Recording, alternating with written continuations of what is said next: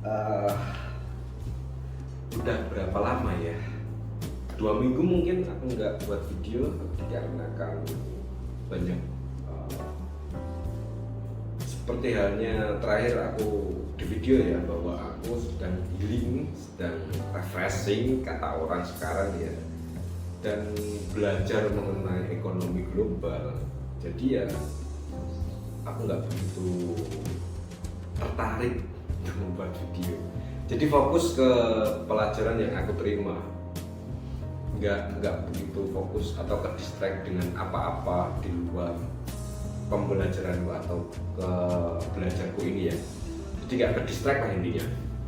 Tapi minggu ini atau minggu terakhir, hari-hari terakhir ini itu pikiranku ke distract, pikiranku itu kemana-mana mengenai sesuatu atau peristiwa-peristiwa yang terjadi di negeriku ini. Dari mulai hari Senin sampai hari ini ya, hari Minggu ya, ini Minggu tanggal 14 Agustus 2022 atau biasa dibilang bahwa hari Pramuka dulu ya. Kayaknya tanggal 14 Minggu itu Minggu 14 Agustus itu hari Pramuka. Entah, aku nggak tahu juga sih, aku lupa, lebih tepatnya aku lupa. Jadi kalau kalian tahu silahkan, benar apa enggak tanggal 14 Agustus itu hari Pramuka. Nah, kembali lagi, 1 minggu ini aku ke distract dan aku gelisah mengenai 3 kasus besar yang ada di Indonesia ya. Yang pertama, ini salah satunya bukan kasus sih, tapi sebuah prestasi ya, sebuah prestasi, bukan kasus tapi prestasi yang bagiku wah juga, dan membuat kegelisahanku untuk menonton. Ya kalian tahu sendiri lah, yaitu film Pengabdi Setan 2. Dan akhirnya aku nonton, aku suka grafisnya, aku suka visual efeknya, dan bagaimana membawa atau menggiring manusia-manusia yang menontonnya bisa takut. Tapi intinya apa? Aku di Pengabdi Setan tidak takut, karena aku selalu berpikiran positif dan memakai nalar. Jadi ya takut. Aslinya buat apa juga aku melihat sesuatu yang harus membuat aku takut gitu loh. Jadi ya cuma nonton, ngikuti orang, hype-nya gimana, dan menceritakan bagaimana visual efeknya, bagaimana dramatisnya yang ada di dalamnya, dramanya di dalam film itu. Ya udah aku ngikutin aja gitu maksudnya. Jadi nggak begitu histeris mengenai ketakutan tentang apapun yang ada di dalam video itu. Bukannya aku mau mempatenkan bahwa aku ini tidak takut dengan apapun atau dengan hal yang mistis kayak gitu. Bukan. Karena ya mau gimana lagi? Takut juga mau ngapain? Ya kan? Yang ya aku bisa mengontrol diriku sendiri untuk menanggapi apa yang diberikan oleh orang atau objek lain ke dalam diriku. Itu aja sih sebenarnya. Itu yang pertama. Sebenarnya penjelasan Pengabdi Setan ini mau aku taruh di terakhir, cuma ya karena hype-nya terlalu tinggi ya mau gimana lagi. Dan mungkin salah satu film yang keluar saat selesai pandemi ini menjadi hype dan luar biasa kemarin meledak itu. Oke, kasus yang tidak kalah hebatnya yaitu kasus tentang tembak menembak antar polisi, ya kan? Tembak menembak antar polisi. Aku nggak mengikuti, jujur saja saya nggak mengikuti, dan saya hanya sekilas melihat bagaimana sih, kenapa sih, dan ya cuma sekilas aja mengenai kasus ini. Yang bisa aku tarik kesimpulan, kasus ini luar biasa, yang bagiku mungkin akan men-trigger kasus-kasus besar yang telah ditutupi oleh oknum-oknum di atas. Ya, kata pepatah sepandai-pandainya tupai melompat, dia tidak akan ikut lomba olimpiade.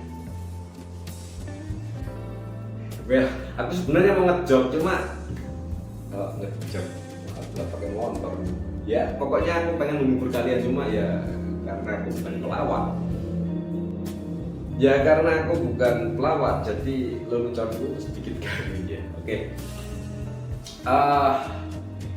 Kemarin itu ketika aku ngobrol dengan temenku, ketika aku ke kafe, ketika aku kemana saja untuk mencari tempat untuk aku belajar mengenai ekonomi luar negeri, banyak sekali yang ngobrol mengenai pembunuhan Brigadir J, terus tembak-menembak, bener gak ya korbannya?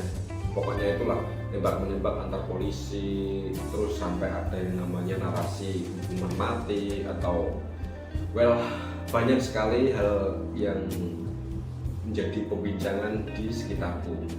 Akhirnya aku gelisah bukan artian wow saya setuju dengan ini, wah harus setuju dengan ini, bukan. Kembali lagi seperti video-video sebelumnya, aku gelisah itu karena tolonglah kalau udah membahas satu jangan diulang-ulang. Akhirnya apa? Pikiranku bisa ke distract. Pikiranku yang fokus pembelajaran, fokus tentang ekonomi war, ekonomi global, akhirnya terpecah karena hal yang kayak gini. Sebenarnya bagiku bagus karena ada kasus baru yang membuat otak saya selalu berpikir, membuat nalar saya selalu hidup dan mencoba mencarinya. Tapi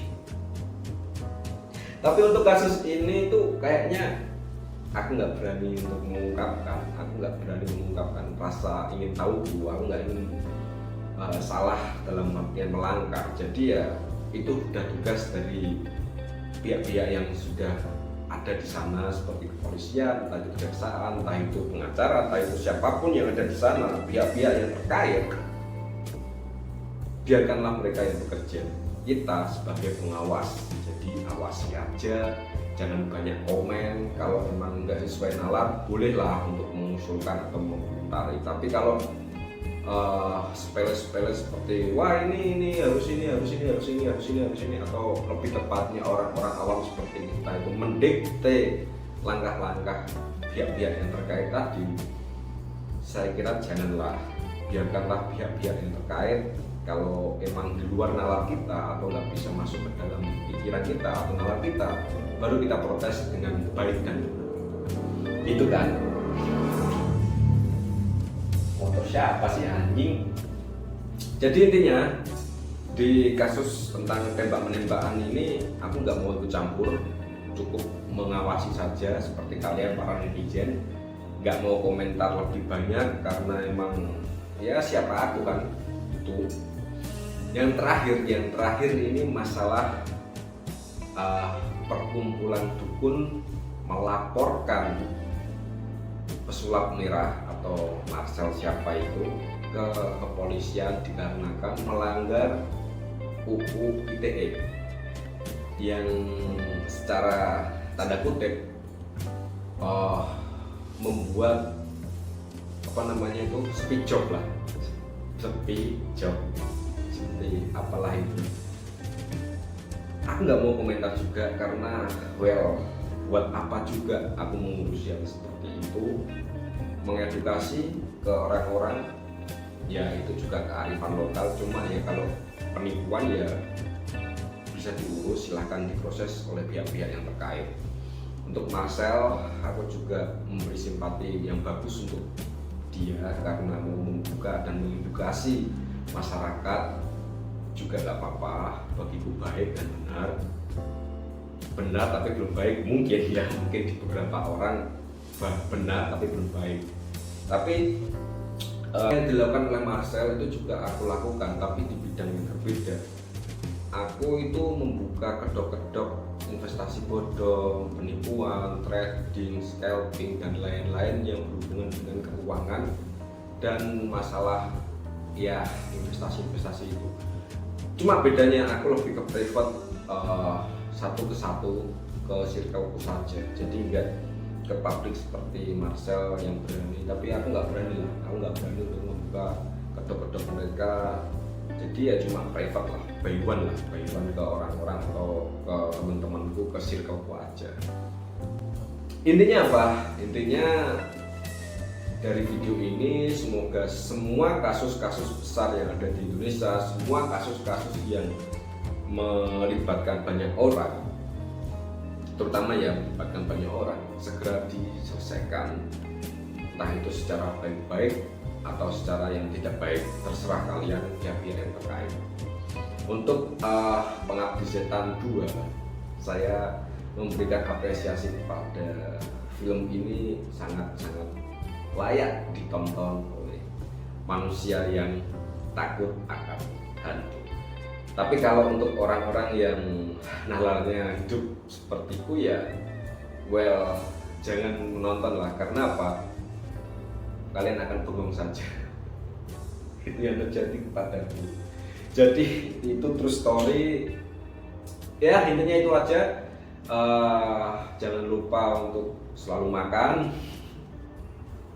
Aku bingung mau ngapain ya. Pokoknya jangan lupa untuk bersyukur, selalu teliti dalam hal apapun, dan salam sukses.